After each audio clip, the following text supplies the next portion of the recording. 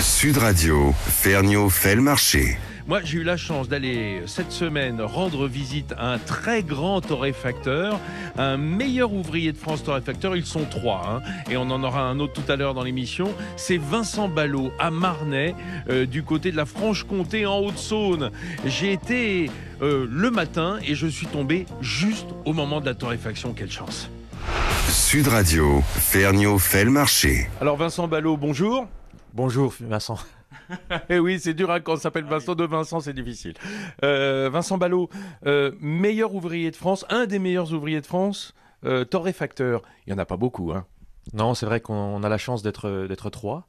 J'ai eu la chance de faire partie de cette première promotion avec 2 collègues qui sont formidables aussi, Daniela et puis Paul. Et c'est vrai que c'est plutôt sympa de représenter ce métier extraordinaire qu'est la torréfaction. Ouais, donc c'est je dirais un diplôme en devenir, d'être meilleur ouvrier de France torréfacteur. Tant mieux d'ailleurs, vous avez défriché un peu pour les autres. Alors, je suis venu ici chez vous à Marnay. Lagrange Café, c'est votre entreprise. Qu'est-ce qu'on y fait en fait? Qu'est-ce que c'est d'être torréfacteur de café de spécialité? En fait, c'est mettre en avant effectivement ce métier, mais surtout les producteurs, parce qu'on ne le répète jamais assez, c'est d'une matière première, d'un pays d'origine, d'un producteur, d'un paysan que l'on part, et le torréfacteur est un passeur d'arômes, un passeur de sensations.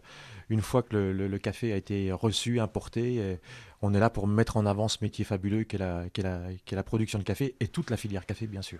Est-ce qu'on peut comparer ça, puisque ce métier de torréfaction, c'est de révéler les arômes d'un grain de café vert qui n'a pas beaucoup de goût ni d'arôme. C'est-à-dire que vous allez carrément le sublimer un peu comme un chocolatier avec une fève de cacao? Exactement, c'est très comparable d'ailleurs au niveau de la filière chocolat, à la fois dans les pays d'origine, à la fois dans la façon de faire, puisqu'on torréfie aussi de la même manière. Et c'est vrai qu'on révèle des arômes d'une plante, d'un noyau de cerise, ce qui est assez extraordinaire, et que ce noyau de cerise, qui a au départ une quarantaine d'arômes, on est capable d'en révéler près de 800, d'après ce que l'on sait, après le processus de torréfaction, après le processus de cuisson. Alors, ceux qui nous écoutent se disent c'est bien gentil tout ça, parler d'arômes, parler de...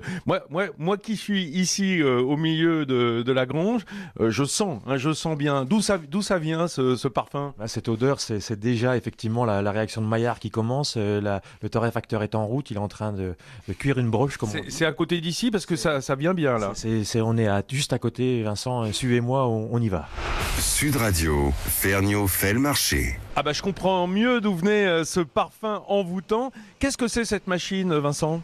Alors c'est un torréfacteur, exactement le même nom que celui qui opère. Voilà, c'est un des rares métiers où les deux noms se conjuguent. C'est une machine en fait qui torréfie le café, qui va venir chauffer les grains pour éviter effectivement de trop les brûler. Il y a un système de brassage à l'intérieur, c'est ce que l'on entend, et on voit les grains de café qui sont brassés, qui vont changer de couleur, changer d'arôme, changer de phase physique et chimique tout au long de la torréfaction.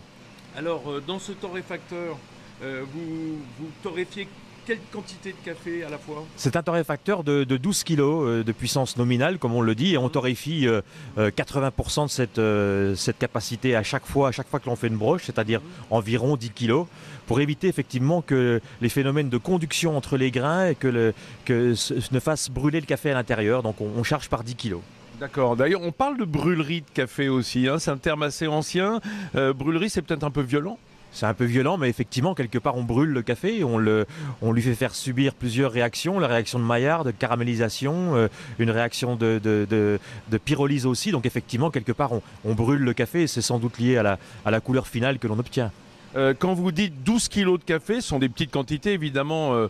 On peut assimiler en fait ces micro-torréfactions ou torréfactions de café de spécialité artisanale aux micro-brasseries dans le monde de la bière, c'est-à-dire vraiment du petit travail à façon? Exactement, on parle de micro-torréfaction, on parle de micro-lots de production de café, même de nano-lots en référence à ces mesures très fines, parce qu'elles correspondent à des petites parcelles, à quelque chose de très fin, de très poussé, et donc pour être assez précis, effectivement, on le travaille par des petites quantités, par des micro-batchs de production. Et vous allez pouvoir comme ça torréfier de nombreuses provenances dans la même journée en fait? Absolument, de nombreux pays.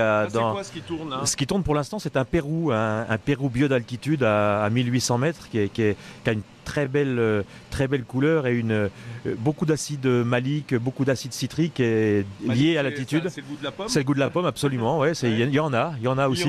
Il y en a. Et beaucoup d'acide citrique aussi. Les cafés d'altitude sont en général assez acides.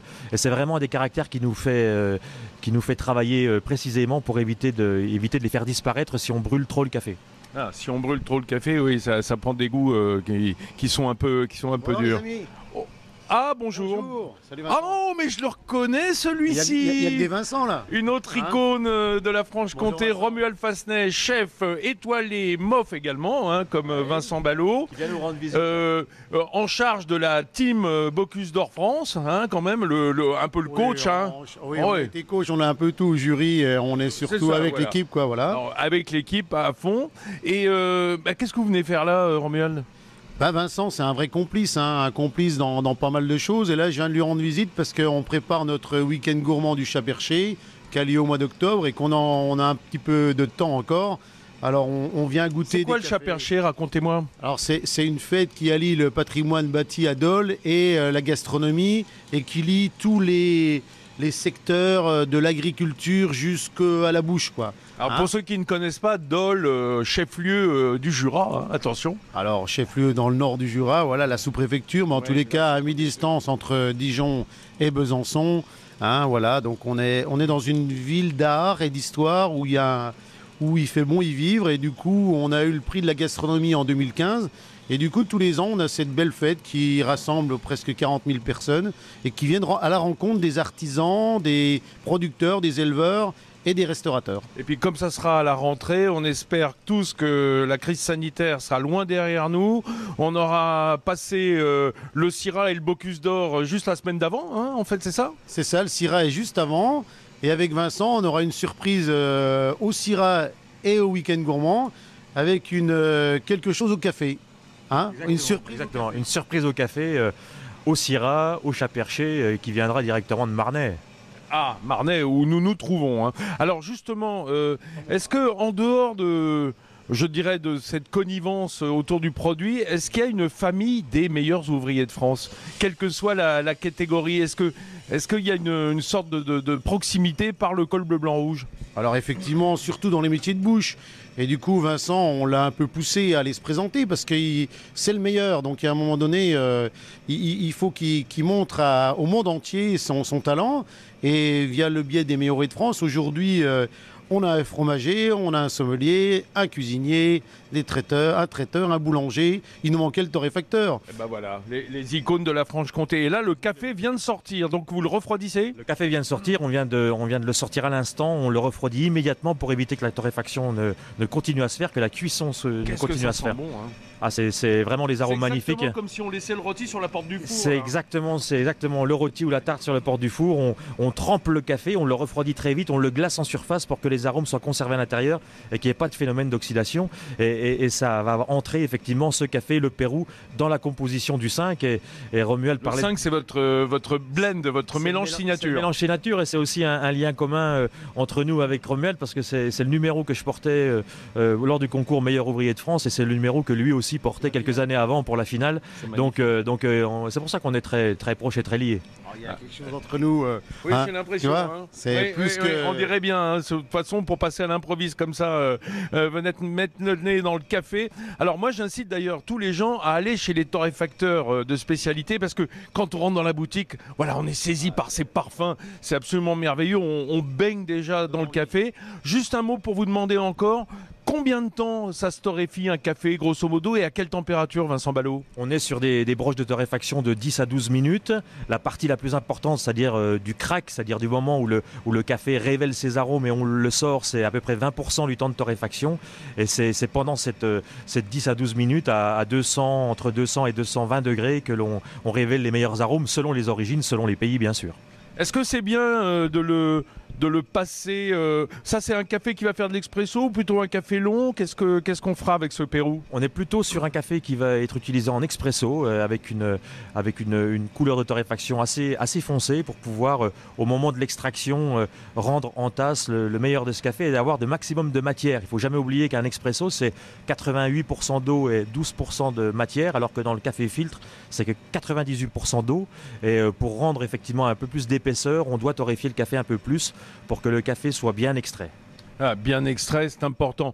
Et là, on va pouvoir le passer tout de suite, en faire un espresso quand il est encore chaud? Non, on va attendre un peu, on va le laisser se dégazer, le propre de la torréfaction. Ah, bah il faut que ça dégaze, le café. Hein. Si ça dégaze pas, effectivement, ça risque de dégazer en tasse et de donner une trop forte acidité cette fois-ci pour dégazer ce gaz carbonique, ce CO2 qui pendant 2400 heures, presque 3 mois, va empêcher l'oxygène de rentrer dans le café et donc d'oxyder le café qui est l'ennemi juré de la torréfaction, donc l'ennemi juré du café. Donc on n'oxyde pas le café, on ne le moue pas tout de suite, on attend qu'il dégaze avant de le déguster bien sûr. Bon alors, je sais qu'on vous donne envie parce que vous aimez le café, vous êtes comme nous.